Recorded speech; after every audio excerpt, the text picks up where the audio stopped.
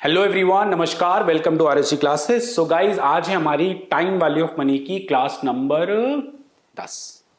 सो last class में हम लोगों ने डिस्काउंट पढ़ा था, सिंगल कैश फ्लो हम लोग पढ़ रहे थे। सिंगल कैश फ्लो का मतलब क्या है यार, या तो एक बार इन्वेस्टमेंट करो या एक बार बोरोविंग करो। ओके, तो उसी में आज हमारा मतलब आज सिंगल कैश फ्लो की बेसिकली लास्ट क्लास है। आई वुड से, मैं ये नहीं कह रहा टाइम वैल्यू ऑफ मनी की लास्ट क्लास है, बट सिंगल कैश फ्लो की लास्ट क्लास है, जिसमें आज हम लोग पढ़ने वाले हैं डेप्रीसिएशन। काफी लोग जब टाइम वैल्यू ऑफ मनी पढ़ते हैं तो डेप्रीसिएशन को नहीं पढ़ते, वो डिक्रीमेंट की फॉर्म में या डीके की फॉर्म में अलग से पढ़ लेते हैं, बट मैं अलग से टॉपिक पढ़ाऊंगा।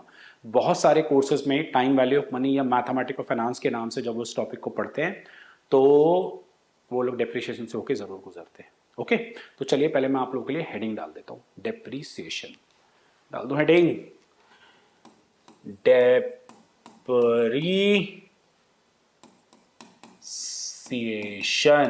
ओके, डेप्रीसिएशन का बेसिक मतलब है गिरावट आना किसी भी एसेट की वैल्यू में। अब एसेट कुछ भी हो सकती है, कोई सी भी टाइप का व्हीकल हो गया, गाड़ी घोड़ा कुछ भी, मतलब गाड़ी, स्कूटर, स्कूटी, बाइक, बस, ओके, टेबल, चेयर, ये कैमरा जिससे मैं रिकॉर्ड कर रहा हूँ। तो समय के साथ आज जितने भी टाइम पे तुम इसको खरीद के लाओगे, 1 साल बाद, 2 साल बाद, 4 साल बाद जब इसे बेचने जाओगे तो ऑब्वियसली उतना प्राइस नहीं मिलेगा जितने भी तुमने खरीदा है, वैल्यू गिर जाएगी। ठीक है, तो जो गिरावट होती है ना, उसी को हम लोग कहते हैं डेप्रीसिएशन। तो इसमें कुछ इंपॉर्टेंट टर्मिनोलॉजी है, पहले हम वो देख लेते हैं। अकाउंटिंग फॉर्म में इसको नहीं पढ़ना, ना ही कोई जर्नल एंट्री करनी है, ना ही कोई अकाउंट्स बनाने, कुछ नहीं। इस वाले मतलब मैथमेटिक्स में हमें डेप्रीसिएशन को कैलकुलेट करना सीखना है, और डेप्रीसिएशन के बाद एसेट की जो वैल्यू रह जाएगी वो हमें निकालनी सीखनी है। ठीक है, तो मैं कुछ कुछ जो इसकी टर्मिनोलॉजी है वो आप लोग के साथ डिस्कस कर लेता हूं गाइस, ध्यान से देखेंगे। अगेन मेरी जो आदत है टाइमलाइन बनाने की, जैसे मान लो जीरो टाइम पे जब आप एसेट परचेज करते हो तो सी एक टर्म है जिसको हम कहते हैं original cost of asset. Original cost of asset. मान लो हर साल इसमें गिरावट आ रही है, हर साल इसमें गिरावट आ रही है। ठीक है, एक सेकेंड, हर साल मतलब यहां पे, यहां पे, यहां पे, इस तरीके से मान लो एन ईयर हो गया। ठीक है, अब जब भी हम लोग कोई भी एसेट परचेस करते हैं ना गाइस, तो उसकी ना कोई एस्टिमेटेड लाइफ होती है कि ये इतने टाइम तक ही चल सकती है। जैसे दिल्ली में अगर आप कोई गाड़ी लेने जाओगे तो डीजल गाड़ी 10 साल तक चलेगी, और जो पेट्रोल गाड़ी है 15 साल तक चलेगी, तो वो उसकी होती है एस्टिमेटेड लाइफ। तो जो ये एन है ना, n, n is nothing but estimated life of an asset in terms of year लिख लिया मैंने। ठीक है, इन टर्म्स ऑफ ईयर लिख लिया मैंने। उसके बाद जो भी डेप्रिसिएशन लग रहा है, what ever depreciation is occurring at the end of each year, मतलब जिस भी अमाउंट से, मान लो 1 लाख की मशीन है तो मैं बोलता हूं हर साल मान लो 10,000 रुपए से कम हो रही है, या बोलता हूं पहले साल 10 से कम हो रही है, फिर 6 से कम हो रही है, फिर 4 से कम हो रही है। वो उसके मेथड्स होते हैं, वो बाद में बात करूंगा। बट हर साल इसमें जो भी गिरावट हो रही है, तो लेट अस सपोज ऐसे कुछ डेप्रिसिएशन लग रहे हैं, ये लगा D1, ये लगा D2, ये लगा D3, और ये लगा DN। ठीक है बच्चों, इस तरीके के डेप्रिसिएशन लग रहे हैं। अब ये एक जैसे हैं, ये अलग अलग हैं, वो सब बात की बात है, बट फिलहाल मैंने अभी ऐसे लिख दिया हर साल D1 D2 से, मतलब इस पीरियड में जो गिरावट आई वो D1 की आई, तो मतलब यहां पे अब कॉस्ट ऑफ मशीन कितनी बच जाएगी, C माइनस D1 रह जाएगी। इसे अब बोलते हैं बुक वैल्यू। बुक वैल्यू होता है किसी भी पर्टिकुलर टाइम पे जब भी बुक वैल्यू निकालनी होती है, तो बुक वैल्यू का मतलब होता है कॉस्ट ऑफ एसेट माइनस में एक्यूमुलेटेड डेप्रिसिएशन। जैसे अगर मैं यहां पर बुक वैल्यू निकालना चाहूं सेकेंड ईयर में, तो मेरे पास दो ऑप्शन है, या तो मैं यहां पर जो वैल्यू आई है उसमें से D2 माइनस कर दूं, या C में से D1 भी माइनस करूं और D2 भी माइनस करूं, तो ये हो गई बुक वैल्यू। ठीक है, इसे हम क्या बोलते हैं, बुक वैल्यू। बुक वैल्यू का मतलब होता है कॉस्ट में से एक्यूमुलेटेड डेप्रिसिएशन, मतलब जितना भी टोटल अभी तक डेप्रिसिएशन लगा है, जितनी भी गिरावट आई है गाइस, उसको हम घटा देंगे। Simple, very simple. ठीक है, उसके बाद नेक्स्ट आता है मेरे पास एक term scrap value. Scrap value का बेसिक मतलब ये होता है कि जब उसका समय खत्म हो जाएगा, उस व्हीकल का या उस एसेट का समय खत्म हो जाएगा, तो उसकी वैल्यू क्या बचेगी, उसको हम लोग कहते हैं स्क्रैप वैल्यू। शायद आप लोगों ने अकाउंटिंग में सुना भी होगा, मैं थोड़ा सा और एक्सप्लेन कर देता हूं। ओके,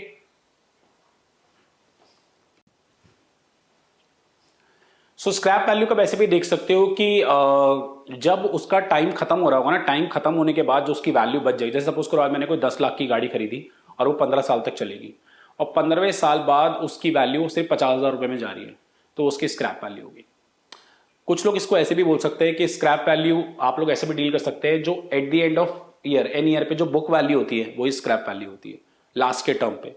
भाई जो एसेट की वैल्यू लास्ट के टर्म पे बची है वो उसकी बुक वैल्यू हो गई। बुक वैल्यू कैसे निकली, कॉस्ट में थे जो अभी तक का सारा डेप्रिशिएशन लगा वो। और स्क्रैप वैल्यू का मतलब भी क्या होता है, जो लास्ट टाइम पे एसेट की वैल्यू बचेगी, मतलब जब तक उसकी लाइफ है, जब उसकी वैल्यू बचेगी उसे हम लोग स्क्रैप वैल्यू बोलेंगे।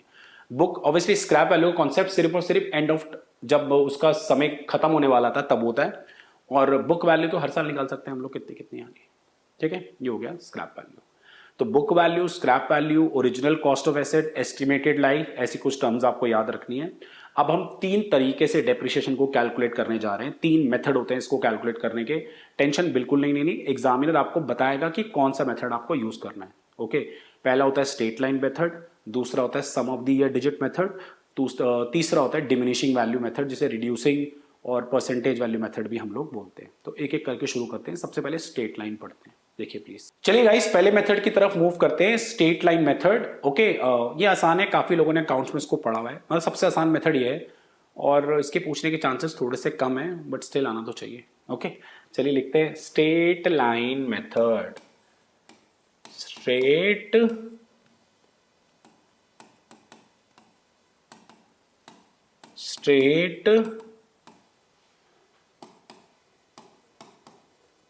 Line method. ठीक है, स्ट्रेट लाइन मेथड में क्या होता है, जो डेप्रिसिएशन होता है ना वो कांस्टेंट होता है eight the end of each period. चाहो तो लिख सकते हो हर साल एक जैसा डेप्रिसिएशन चलेगा। तो इस केस में हम लोग का जो फॉर्मूला होता है एनुअल डेप्रिसिएशन निकालने का, डी इज एनुअल डेप्रिसिएशन, वो होता है कॉस्ट ऑफ एसेट माइनस में स्क्रैप वैल्यू अपॉन में एस्टिमेटेड लाइफ। और सिंपल है गाइस। एग्जाम्पल भी अगर मैं तुम्हें दूं, लेट अस सपोज आज एक मशीन की वैल्यू 50,000 रुपया है। ओके, और ये मशीन की ये जो यूजफुल लाइफ है वो 4 साल है, गिवन होगा आप लोगों को।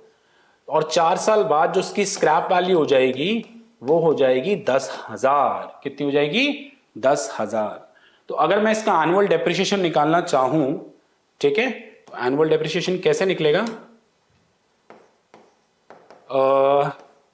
50,000 माइनस में 10,000 बटे में 4, कितना आ जाएगा, 10,000 ही आ जाएगा। वाओ, तो पहले साल, दूसरे साल, तीसरे साल।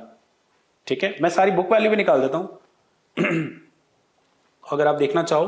पहले साल भी डेप्रिसिएशन 10,000 है, दूसरे साल भी डेप्रिसिएशन 10,000 है, तीसरे साल भी डेप्रिसिएशन 10,000 है, चौथे साल भी डेप्रिसिएशन 10,000 है। और अगर तुम बुक वैल्यू निकालना चाहो ना, बुक वैल्यू इजी निकाल सकते हो। एक सेकंड, कलर दूसरा ले लेता हूँ, नहीं मैं ले लेता हूँ पिंक ले लेता हूँ, नहीं पिंक तो ऊपर लिया ही है, येलो ले लेता हूँ। देखो, तो पहले साल में बुक वैल्यू B1 नाम दे दिया, 50 में से 10 गए, 40 की वैल्यू रह गई। ठीक है, उसके बाद दूसरे साल में 2 ऑप्शन है, या तो 50 में दोनों डेप्रिसिएशन घटा दो, या जो घटा हुआ डेप्रिसिएशन के बाद बुक वैल्यू उसमें से ये घटा दो। तो सेकंड ईयर कितनी रह गई, 30,000 रह गई book value, and third year में कितनी रह गई, 20,000 रह गई बुक वैल्यू, और फोर्थ ईयर में कितनी रह गई, 20 में से 10 गए, 10 रह गई। देख सकते हो स्क्रैप और ये दोनों सेम ही आ रहे हैं चौथे साल। ठीक है, क्लियर है। सो गाइस, कुछ किताबें इसको ऐसे भी लिखती हैं, ऐसे ना लिख के, नंबर लाइन ना बना के ऐसे लिख देंगे, ईयर लिख देंगे यहाँ पे 0 1 2 3 4। ठीक है, यहाँ पे डेप्रिसिएशन लिख देंगे, फिर बुक वैल्यू लिख देंगे इस तरीके से। जैसे 0 ईयर, जब मशीन खरीदी है तब तो कोई डेप्रिसिएशन नहीं है, 0 है, बट बुक वैल्यू 50,000 है। पता है बुक वैल्यू क्या होती है, जीरो टाइम पे बुक वैल्यू जो कॉस्ट ऑफ एसेट होती है ना वही होती है। भाई कॉस्ट ऑफ एसेट में से डेप्रिसिएशन घटा के बुक वैल्यू मिलती है, बट जिस दिन मशीन खरीदी है उस दिन तो कोई डेप्रिसिएशन नहीं है ना, तो 0 टाइम पे जो कॉस्ट ऑफ एसेट होती है उसे 0 टाइम की बुक वैल्यू भी बोल सकते हो आप लोग। ओके, बस बाकी तो सब सिंपल है यार। उसके बाद डेप्रिसिएशन आपको पता है 10,000 है। ठीक है, और यहां से वैल्यू निकाल लो, ये 40 हो गया, ये 30 हो गया, ये 20 हो गया और ये 10 हो गया। ठीक है, दैट्स ऑल, खत्म। स्ट्रेट लाइन मेथड है ही नहीं कुछ। चलिए आगे बढ़ते हैं दूसरे मेथड पे, देखिए प्लीज। चलिए गाइस, नाउ सेकंड मेथड आता है मेरे पास, sum of the year digit method. Sum of the year digit method, इसमें क्या होता है, depreciation is not constant at the end of each year, सबसे इंपॉर्टेंट बात। दूसरी बात ये होती है कि शुरू में जो डेप्रिसिएशन लगेगा ना, एज कंपेयर टू बाद के डेप्रिसिएशन से वो ज्यादा होगा। मान लो मशीन आज 1 लाख की खरीदी है, तो 1 लाख पे जब आप डेप्रिसिएशन निकालने जाओगे, या मतलब शुरू में मशीन में डेप्रिसिएशन निकालने जाओगे, तो वो ज्यादा आएगा एज कंपेयर टू तुम बाद में निकालोगे। ठीक है, ये इस मेथड की सबसे इंपॉर्टेंट बात। यार सही बात है, कोई नई नई चीज ली है, तो आज मैंने 10 लाख की कोई गाड़ी खरीदी है, तो अगले साल वो 10 की बिक जाएगी नहीं, ज्यादा डेप्रिसिएशन लगेगा, 9, 8.5 ऐसे चली जाएगी। फिर उसके बाद ऐसा नहीं एकदम से 2-2.5 लाख फिर कम हो जाएंगे, फिर थोड़ा कम कम कम होना शुरू होगा। बात समझ, कम कम कम मतलब कम डेप्रिसिएशन लगेगा। तो मैंने एक एग्जांपल के थ्रू आपको समझाता हूँ, sum of the year digit method. इसमें क्या होता है, sum of the year digit method मतलब डिजिट का सम करते हैं और फिर फ्रैक्शंस निकाल के फिर डेप्रिसिएशन कैलकुलेट करते हैं, तभी इसका नाम कुछ ऐसा रखा हुआ है।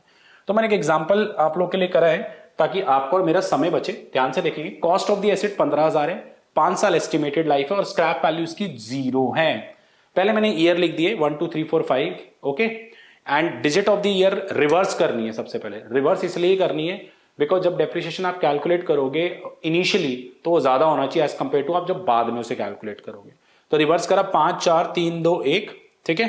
फ्रैक्शन, चलिए फ्रैक्शन कैलकुलेट किए। पहला फ्रैक्शन कैसे करा, इसका टोटल कर लो, 15 आ रहा है, फ्रैक्शन आ जाएगा 5/15, 4/15, 3/15, 2/15, 1/15, ये आ गया फ्रैक्शन। ठीक है, फ्रैक्शन के बाद निकालेंगे हम लोग एनुअल डेप्रिसिएशन।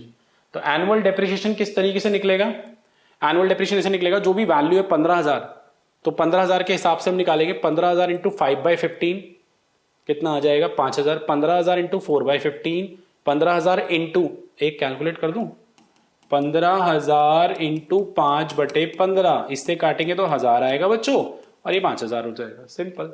तो सबको 15,000 से मल्टीप्लाई करके डेप्रिसिएशन आ गए।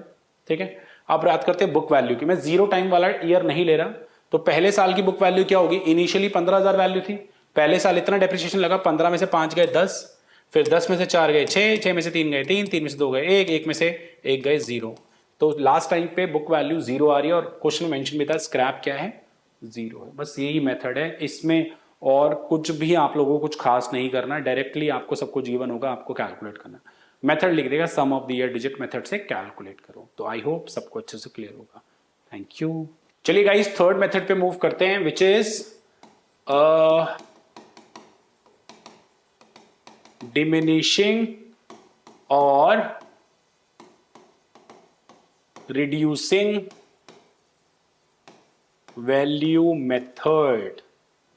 इस वाले मेथड में क्या होता है, एक कांस्टेंट परसेंटेज होती है जिससे कि डेप्रिसिएशन हर साल कैलकुलेट होगा। Constant percentage, okay, constant depreciation नहीं, कांस्टेंट परसेंटेज। लिखना चाहते हो तो लिख लो।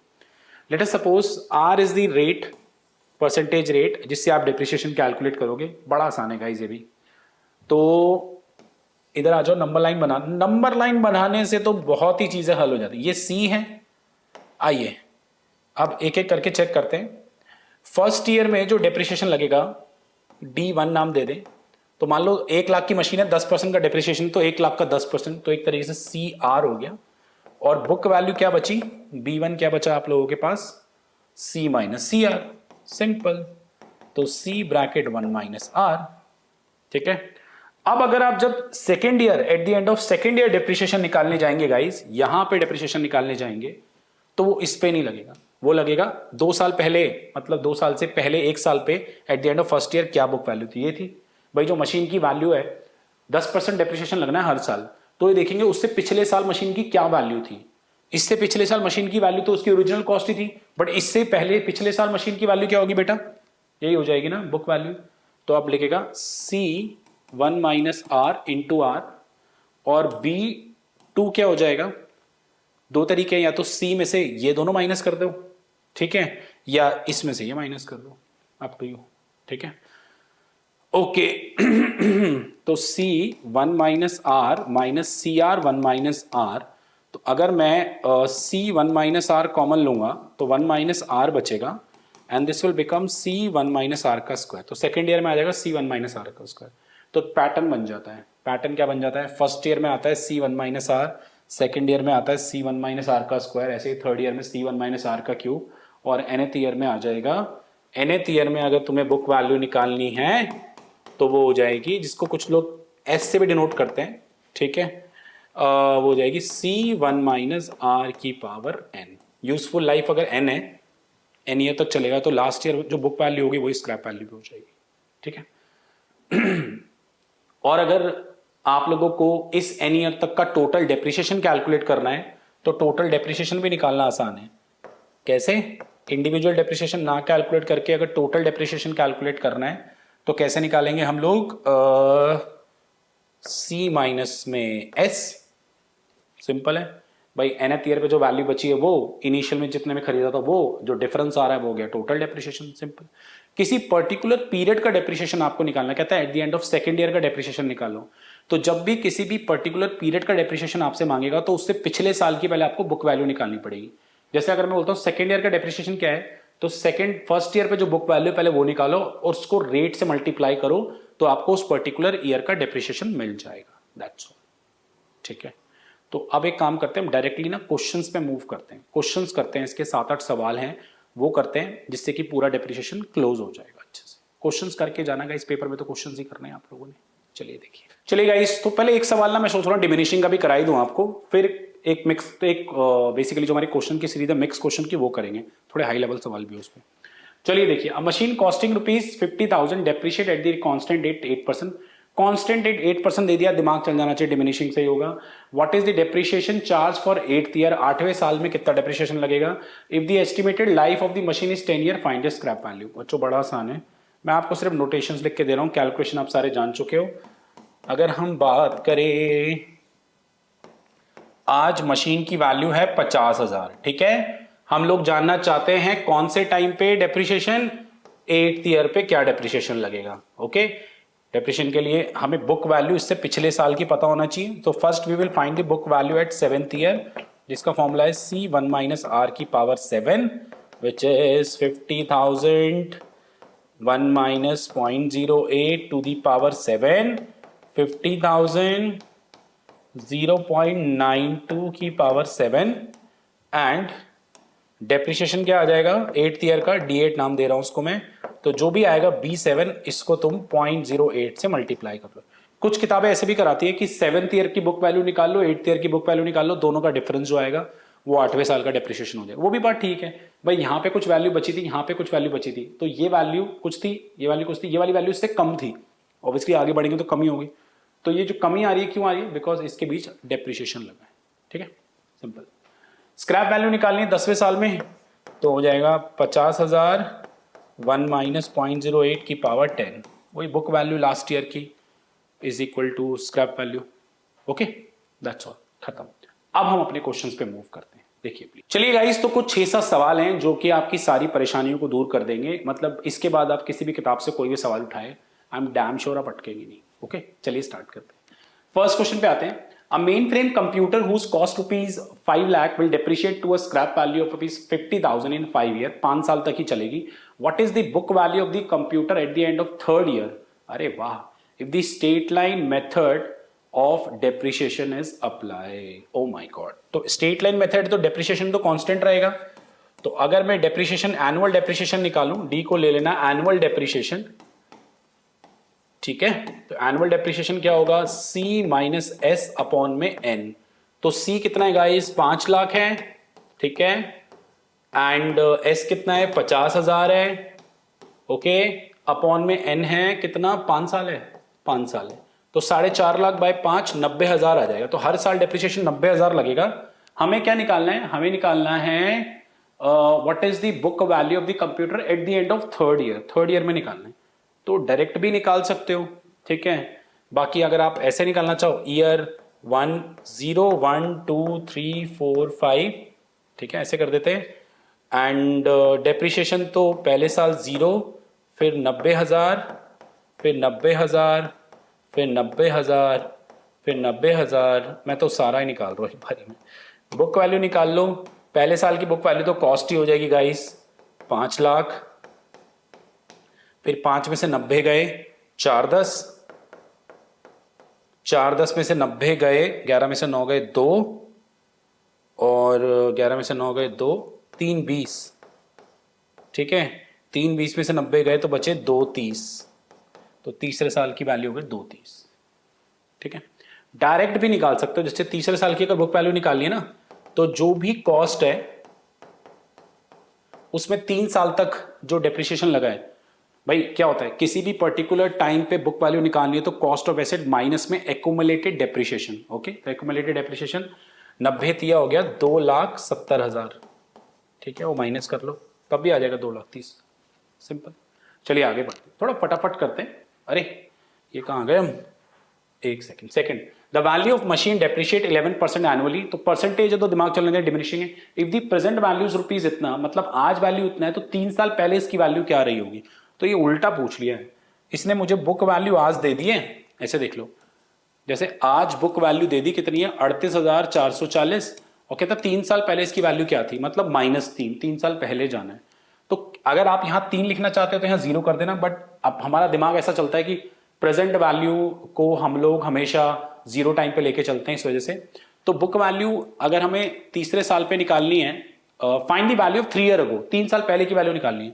सो 3 साल पहले की अगर वैल्यू मैं बोलूंगा तो एक तरीके से ये बुक वैल्यू कंसीडर करेंगे, और मान लो इसे कॉस्ट कंसीडर कर लो। तो आप लोगों ने जो जनरल फॉर्मूला भी पढ़ा है ना बुक वैल्यू निकालने का, विच इज C1 - R की पावर n, तो एक तरीके से ये book value is the future value of the asset, और ये present value of the assets, समझ पा रहे हो, ठीक है। तो अगर हम लोग इस तरीके से कैलकुलेट करें तो बुक वैल्यू की वैल्यू है मेरे पास कितनी, दोबारा लिख रहा हूं, book value is equal to C1 - R की पावर n। बुक वैल्यू है 38,440, C मुझे पता नहीं है, ठीक है, R है 1.11 और n कितना है 3, ये हो जाएगा इतना, 10 में से 1 गए 9, 9 में से 1 गए 8, तो 0.89 क्यूब हो जाएगा 38,440, ठीक है। नाउ 38,440 डिवाइड बाय 0.89 का क्यूब आप कैलकुलेट करोगे तो आई एम डैम श्योर आपके पास यही आंसर आ जाएगा, क्या 54,525। समझ गए ना बच्चों, भाई पीछे की वैल्यू पूछ रहा है, जब बुक वैल्यू तो हमेशा आगे की वैल्यू देता है, तो पीछे की वैल्यू पूछेगा तो मतलब एक तरह से कॉस्ट की तरफ मूव कर रहा है। ये ऐसे ही बोल सकते हो कि चलो कॉस्ट भी ना मान के, आज अगर बुक वैल्यू ऐसे है तो 3 साल पहले की बुक वैल्यू क्या थी, तो वो तो ज्यादा ही होगी ना, एसेट की पीछे की वैल्यू ज्यादा है और आगे की वैल्यू कम है क्योंकि डिप्रिसिएशन लग रहा है। ओके, चलिए जी आगे बढ़ते हैं थर्ड क्वेश्चन पे। थर्ड अच्छा सवाल है, देखेंगे। अब मशीन, अच्छा सवाल है, बहुत ही अच्छा सवाल है, पेपर में पूछता है, ऐसे 2-3 सवाल है वो मैं स्किप कर दूंगा बिकॉज इसी पैटर्न में चलेंगे।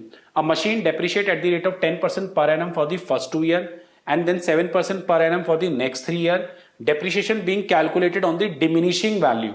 Okay, if the value of the machine be 10,000 initially, find the average rate of depreciation and the depreciation value of the machine at the end of 5th year. Okay, अच्छा सवाल है, देखते हैं। सबसे पहले मैं मशीन की वैल्यू निकाल रहा हूं, इधर आजा भाई, क्यों हिल रहा है।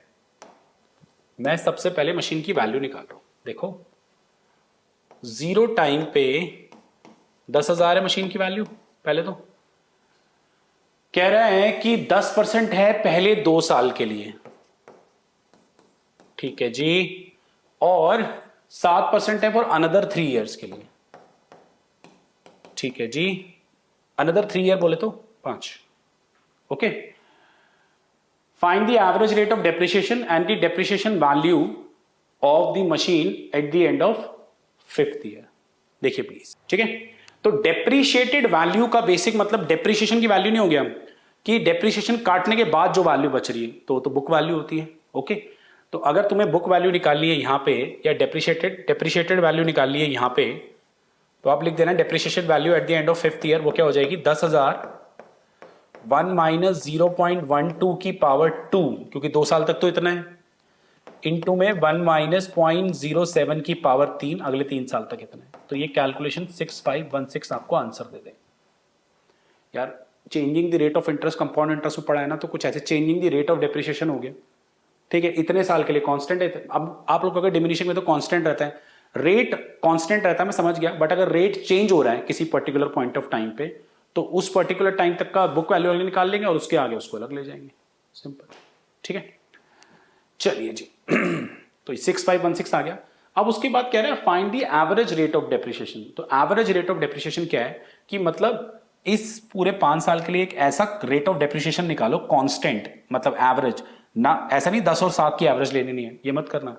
इस तरीके से एवरेज निकालो कि 10,000 बाद जो वैल्यू 5 साल बाद ये बच रही है ना, उस रेट से भी उतनी ही बचे।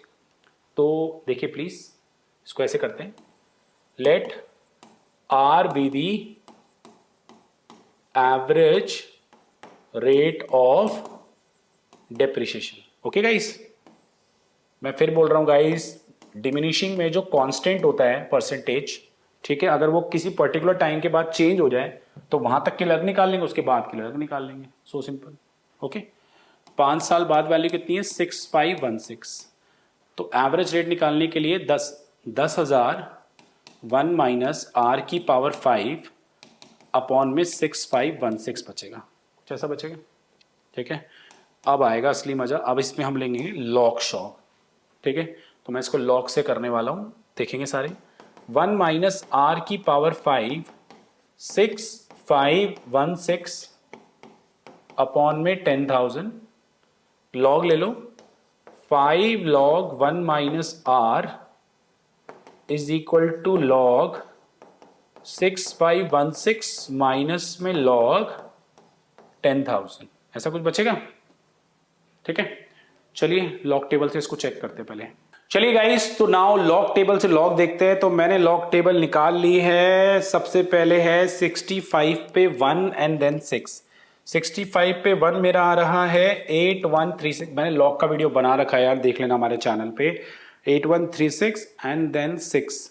देन 6 पे क्या है? अरे यार ये रहा। देन 6 पे 65 4 है, तो 8140 हो गया। 8140 और 3 पॉइंट आ जाएगा, और 10th का 0 तो 0 होता है, और 1 2 3 4 5 है, तो 4 आ जाएगा ये। ठीक है, ओके, अब तो ये माइनस का आ गया दोस्तों। सो 3.8140 माइनस में 4 डिवाइड बाय 5 भी कर दूं, ये वाला 5, तो minus 0.0372 log 1 minus R. Okay, now anti log अगर मैं लेने जाऊं, ध्यान से देखेंगे, एंटी लॉग अगर मैं लेने जाऊं, ठीक है, तो यहां आ जाएगा anti log minus 0.0372। But anti log कभी माइनस में नहीं निकलता, इसमें वो मैंटीसा वाला टेक्निक आता है, याद करो। याद क्या करो, तुमने देखा होगा तो ठीक है, नहीं तो तुम्हें एंटी लॉग का वीडियो भी देखना पड़ेगा। ऐसे -1 +1 करते हैं 0.0372, तो +1 के साथ इसे कैलकुलेट करेंगे। 1 माइनस 0.0372 0.9628, तो ये कुछ ऐसे आ जाएगा, एंटी लॉग 1 बार 0.9628, और ये 1 माइनस आर बच जाएगा। अब बात करते हैं एंटी लॉग टेबल की। तो एंटी लॉग टेबल, एक second guys, anti log table, ठीक है, PDF, फाइन, अरे भाई हो जाओ ओपन।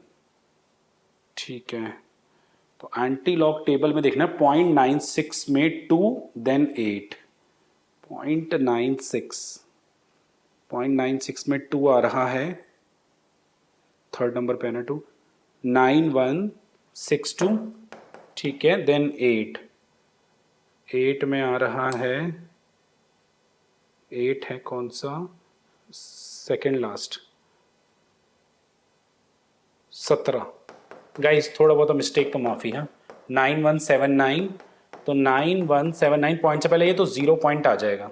ठीक है, तो 1 माइनस आर आएगा, तो माइनस आर, 1 में से माइनस करेंगे इसको, 1 माइनस 0.9179, 1 माइनस 0.9179, 0.0821 आ गया माइनस का, इससे कट जाएगा, आर आ गया 8.21%, मैच कर रहेगा इस। ठीक है, चलिए 3 सवाल हो गए। फोर्थ अगर तुम देखोगे तो बिल्कुल ऐसा ही है, कोई machine depreciate 8% for first 2 year, 10% for next 3 year, and then 15% per annum. Find the value of the machine at the end of 10th year निकालो। वैल्यू मशीन 1 लाख है, फाइंड ऑल्सो द एवरेज। तो एवरेज रेट हमेशा बाद में निकालना होगा, पहले नहीं निकलेगा। तो अगेन मैं इसका अगर नोटेशन बनाना चाहूं नंबर लाइन से, तो आज 1 लाख है मशीन की वैल्यू एंड पहले 2 साल के लिए 8% है, ठीक है। अगले 3 साल के लिए 10% है, अगले 3 साल बोले तो 5 साल, फिर 15% है और 10 साल तक जाना है तो 15% है, ठीक है। तो वैल्यू अगर निकालनी है मशीन की, find the value of the machine at the end of 10th year, तो बुक वैल्यू 10, तो 1 लाख 1 माइनस 0.08 की पावर 2, 1 माइनस 0.10 की पावर 3, 1 माइनस 0.15 की पावर 5। दैट्स ऑल, खत्म। Okay, find also the average rate of depreciation. Average rate तो बस ठीक है, जो भी ये वैल्यू आई है गाइस वही लॉग शॉक वाला कर देना। 27,377.75 आई है ना, 75। तो आर 1 लाख 1 माइनस आर की पावर 10 बटे में 27,377.75 लॉग ले लेना। एक काम करना, जो 27,377 है ना, इसको राउंड ऑफ कर लेना, ठीक है। वैसे भी 4 डिजिट पे काम होगा भाई। एवरेज रेट मतलब वो रेट जिसपे अगर आप 10 साल बाद बुक वैल्यू निकालो वो एग्जैक्टली वैसे ही आनी चाहिए जो पहले वाली थी। ऐसे थोड़ी इनका एवरेज निकालोगे, तब इनका एवरेज लेके फिर आप निकालोगे ना 1 लाख को लेके बुक वैल्यू, तो ये तो बिल्कुल नहीं आएगी, बहुत ही दूर आएगी, इससे बहुत ही दूर आएगी। ओके, कितने हो गए? 4 हो गए। चलो आगे बढ़ते हैं फटाफट। चलिए 5th क्वेश्चन पे देखते हैं क्या कह रहे हैं 5th क्वेश्चन।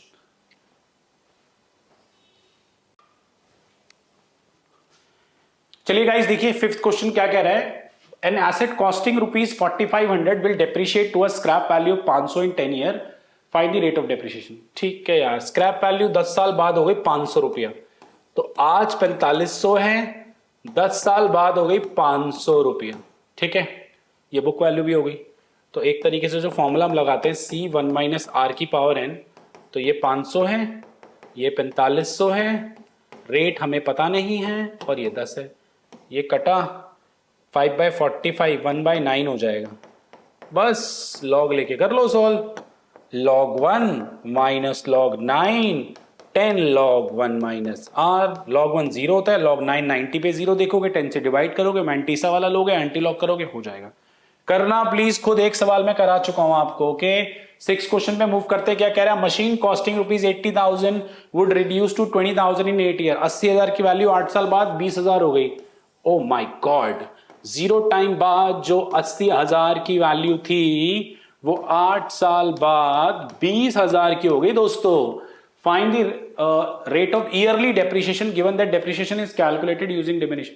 बच्चों यार ये भी बहुत आसान है, तो वही लगा लो, यही वाला फॉर्मूला, ठीक है। एस ये है 20,000, ये है 80,000 और आर है पता नहीं, और ये 8 साल। तो बस ये काट दो, ये 1/4 हो जाएगा। 8 लॉग, यहां भी लॉग आ जाएगा, 1 माइनस आर। सॉल्व कर लेना, 8 साल बाद ही है ना, ठीक है। 6 क्वेश्चन डन। आगे बढ़ते हैं 7th। A mainframe computer whose cost is ₹5 lakh will depreciate to a scrap value 50,000 5 साल बाद होगी। What is the book value of the computer at the end of 3rd year? अच्छा सिंपल है, book value निकालनी है eight the end of 3rd year. Reducing balance method और straight line, straight line से तो बहुत ही आराम से निकल जाएगा। ओके, रिड्यूसिंग से अगर निकालनी हो, आज वैल्यू है कितनी? 50,000, ओके, और 5 साल बाद वैल्यू कितनी है? नहीं 5 लाख है और यहां 50 है, ठीक है। तो गाइस 3rd ईयर पे बुक वैल्यू अगर निकालनी है तो रेट ऑफ डेप्रिसिएशन तो पता होना चाहिए ना, रिड्यूसिंग यानी डिमिनिशिंग से। तो पहले इस 5 लाख और इस 50 को यूज करके आप ऐसे कर सकते हो, 50,000 is equal to 5 lakh 1 minus R की पावर 5। यहां से आर निकाल लो पहले, ठीक है, और फिर बुक वैल्यू कैसे निकल जाएगी 3rd ईयर बाद? जो भी आर आएगा 5 लाख 1 माइनस आर का क्यूब, 5 लाख। और स्ट्रेट लाइन मेथड यूज करना है तो पहला ही सवाल हमने किया था, ठीक है।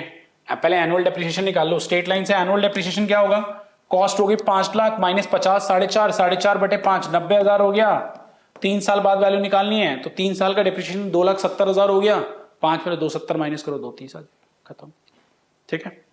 So guys depreciation time value of money की क्लास नंबर 10 में मैंने पूरे अच्छे से खत्म करा दिया है। 2-4 सवाल कैलकुलेट नहीं किए डजंट मीन कि वो तुम नहीं कर सकते, बिकॉज एक मैंने करा भी दिया, ओके।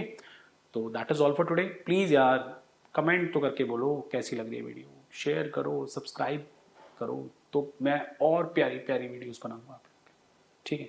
बेकार की वीडियोस पे तुम्हें लाइक और शेयर और सब्सक्राइब करना बहुत अच्छा लगता है, कुछ भी ऊट पटांग हो रहे हैं, कुछ भी वो तुम्हें पसंद आता है, तुम्हारे काम की चीज अपना काम निकलो, हमें नहीं करना subscribe, very bad, very bad, high लग जाएगी ऐसे मजाक कर रहा हूँ गाइस, ठीक है।